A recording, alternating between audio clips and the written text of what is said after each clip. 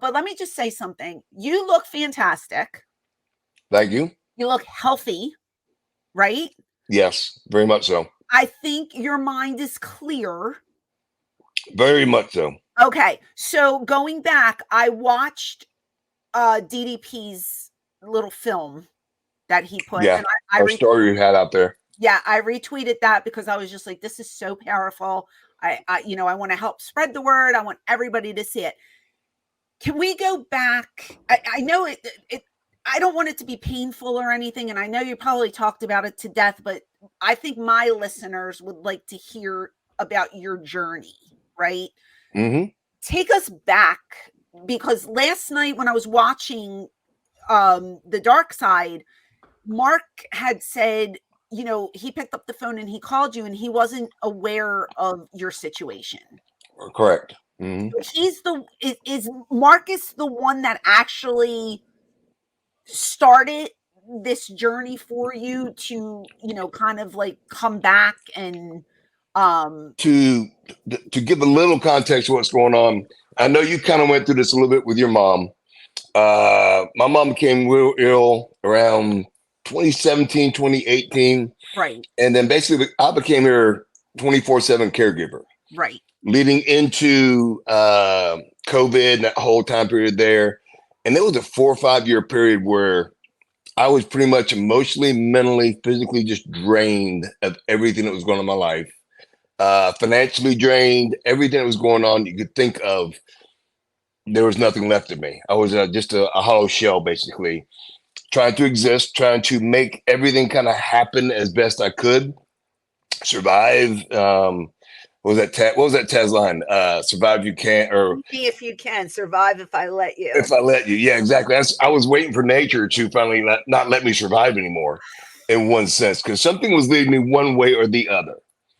And what boiled down to it came to a point where the family home that I was in, I had to take care of my mom's house for us to live in, basically, because I couldn't move her over to Hilton Head where I was. So I lived on the second floor of a condo, and she couldn't go up downstairs for every helper you think of. So went back to the house, put handicap ramps in, redid her bathroom, everything that could be done to fit the house for her health and her well-being.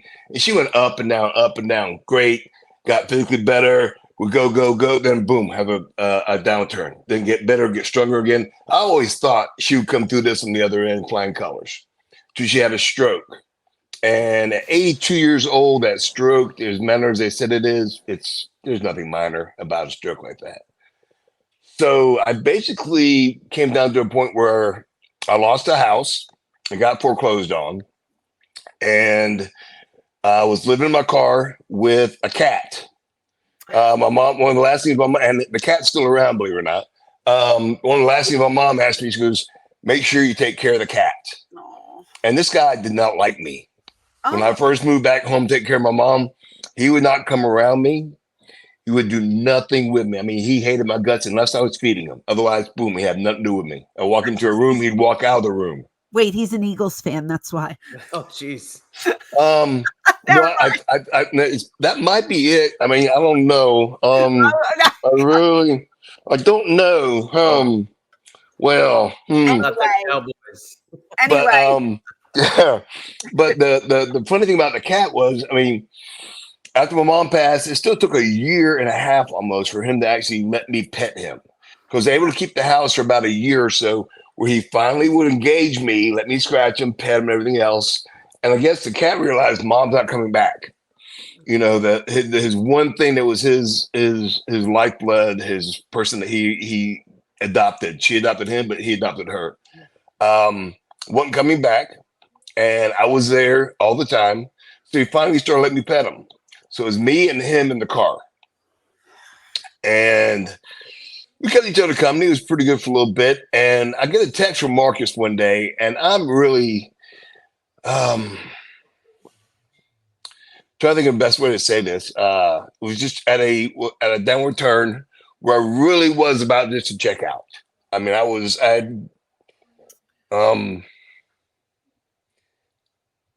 even though it's not the best option, I had looked at every option ahead of me and going, even RVD, as I reached out to him, he was like, dude, go to a shelter or something, you know, maybe I can put you in a hotel room for a couple of days. I'm like, no, you don't do that. I'm like, I have a car to sleep in, so I'm not going to take a bed up in a shelter. So I'm okay. I'll make it. I'm okay. But I was in my mind getting ready to kind of, you know, just check out. And I get a call. I get a text from Marcus. Goes, dude, Dark Side of the Ring might be wanting to interview you for a show they're doing. It's going to be in a couple months down the line. I pretty much sent a text back and said, I don't know if it'll be any good for that. I'm living in my car right now. So thanks anyway. And about maybe 5 minutes later, my phone starts ringing. Boom, boom, boom. I'm like, going, geez, do I answer this or not? And it's Marcus. And I finally talked to him. And he's back and forth with me about, he's browbeating me about coming up to Atlanta. He's like, dude, I'm in this mansion of a house, this DDP's accountability crib, where Jake and Scott Hall and Butterbean, a lot of people stayed in the past, and he shot some shows. So it's more like it was his house, but he turned it into a production house. Okay. So Marcus was standing there by himself. And he was like, dude, come up here, come up here. And I was thinking about it, like going, well, I was trying to make every excuse in the book. I was like, I need tires in my car. I need this, I need that, da, da, da, da, da. And I pretty much hang up with him. And Marcus has Steve Yu, who is Dallas Page's right-hand man. As far as I know, everyone that ever met Dallas and Steve Yu together asked Dallas afterwards, hey, where do I find a Steve Yu? That's how good Steve Yu is. I mean, personality-wise, thinking-wise, he is a creative genius. He's got a gift.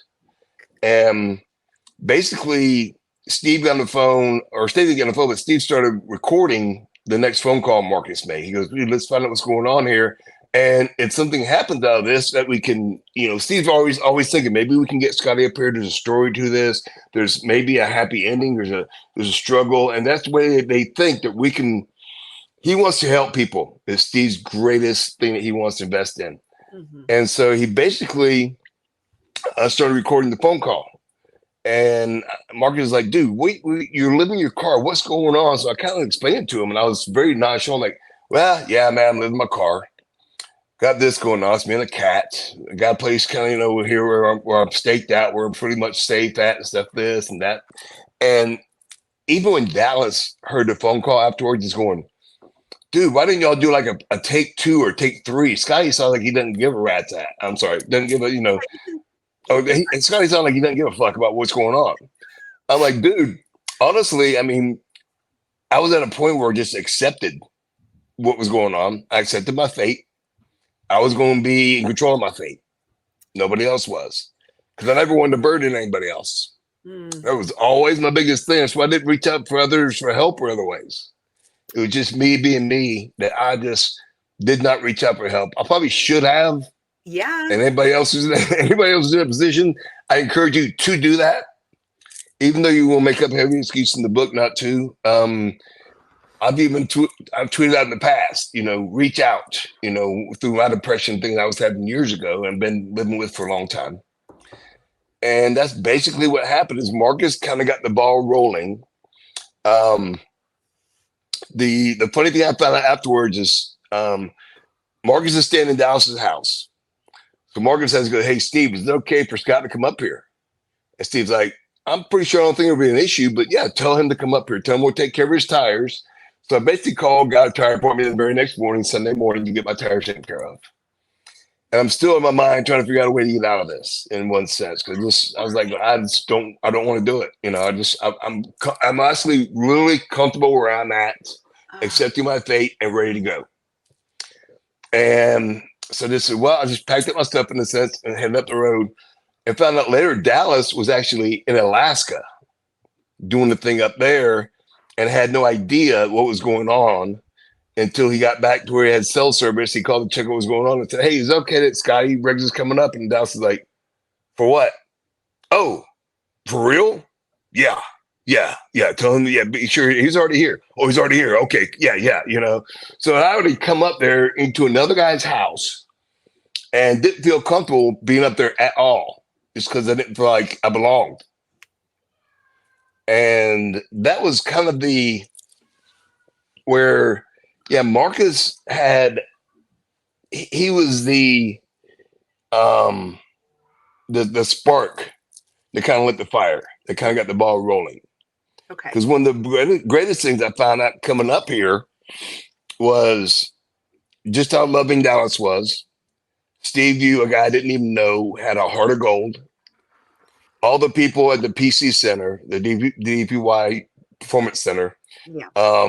from Nadia, Kat, Dylan, all the guys that worked there and everything else. You walk in that place, and there's an energy that is just so real, genuine, and positive. It's twisted. So hold it. So you get there, okay? Mm-hmm. Dallas comes in from his trip. What is the first thing that he makes you guys do? Because so many people, like you mentioned, Scott Hall, Jake Roberts, Butterbean, everybody goes there for help. Okay, that's Yeah. the main thing. You need help. So your state of mind now is you accept your fate. You don't want to be here anymore. Blah blah blah. But you also know that these people are willing to help you. What is the first thing that Dallas makes you do? Sit down and talk with him. So you have to tell him like where your mind is at. Yeah, And he really just sits down and starts questioning what's going on with you, what's been happening, why did you lose touch with me, all these things, and he's 10 years older than me. I'm 57, he's 67, okay. and it was about a year and a half ago now, and that's not even been a year yet, a little over a year now, Okay. and so he has that older, wiser person. And believe me, he's dealt with Jake, he's dealt with Scott, he's dealt with Marcus, he's dealt with guys who are train wrecks in one sense, where they're combative to what's going on. Me, Dallas sat down with me and we started talking. And within about maybe 5 minutes, he goes, dude, all these other guys have had addiction issues, have had alcohol issues or this or that. He goes, you just need to get your mind right. That might be harder, but with you being around the right people and doing the right things again in your life, instead of, giving all your energy to your mom, direct all that to yourself for a change. Mm-hmm. To give it to yourself. And he goes, I said, dude, I don't feel like I really belong here. He goes, dude, you do. We love you. You belong here. How do he put it to me? He goes, the only way I want you to pay me back for this whole thing is just become the best you can be. That's all I want you to do. Yeah. And at the point in time, I don't know if you've seen the before and after pictures and stuff like that. Yes, I have. But when I came here, I hadn't worked out in probably 5 or 6 years. Okay. Body looked like, mashed potatoes, basically. I had a 38-inch waist, weighing 241. And so it took a couple weeks, basically, that they just let me kind of decompress, sleep, wander around, kind of do some stuff on my own a little bit, get used to the house. I would actually walk around the house numerous times going, well, that coffee maker is actually mine. Dallas said it's mine. I can sit in the sofa. I can take a nap on the sofa. Dallas said this is mine. I would walk around every room in the house in a sense and go, this is mine. Dallas said this is mine. Feel comfortable. This house is yours. And I actually walked around there trying to accept, this is mine. I put the address of the house on my phone, which is the only way that I actually, in one sense, took ownership of it, in a sense, if you want to put it that way, that I accepted that I actually belonged there, and I could actually put the address of the house on my phone. Huh. And that was my address given to me now. Okay. So I actually had a place to live with an address to it, my phone and everything else. And I looked at it and go, okay, now I do belong in that sense. Incredible. I mean, it's all, this stuff, but it's so good now, though. No, I know. But look, I've kept in touch with you over the years, and not once did I know you were living in your car. You weren't supposed to. I know that, but like when you would get back to me, you would give me these messages like, "Oh, doing the best I can, kiddo," or taking it day by day, and they were never like, I never got the sense that you were like doing great, but I never knew how bad it was because you kind of sugarcoated it for me. And I did that with pretty much everybody because I didn't want to burden anybody with any of the stuff I was going through. Okay, so finish your story. You were you're my friend. You're never a burden. And that was our conversation. I've heard that. Everybody has But said that to finish me. your story, and then we can get to our conversation, because I cried when I hung up the phone with you. I'm just gonna let you know. I did. I felt really bad. But so finish. So you're in this house, which is much nicer than living in your car. A little bit. A little bit. One of the things I found out the difference between a house and a car is you have room. Yes. To do this. Other than when I dig up in the Is your cat in the house with you? Yeah. Yeah. Okay, well, he's not in the house. He's actually out. He's outside right now. No. Does he come in Dallas? Oh yeah. Okay. I told Dallas, I told Steve I got a cat. He's like, yeah, bring it up. Okay. I got some cats too. So he actually went to his house, got a pan for me and some kitty litter, and put it up in my room that I was staying in. Cat came with me in the room. He stayed in the room for a couple of weeks. So he started venturing on the house. And then he started going. He's about 8% outside cat, even at my mom's. We hang out outside all day, cold, rainy nights, whatever. He come inside, and then he won't be outside all day. That's pretty much what he does around here now. He just goes outside and hangs out and comes in and sleeps with me in the bed. Here was the cat who didn't like me. Now he sleeps in the bed. I wake up and his butt or his face. That's what I was going to ask. He likes you now that you're in the house. Like, he likes you now. Yeah. Yes, definitely. All right. He's all up in my camp.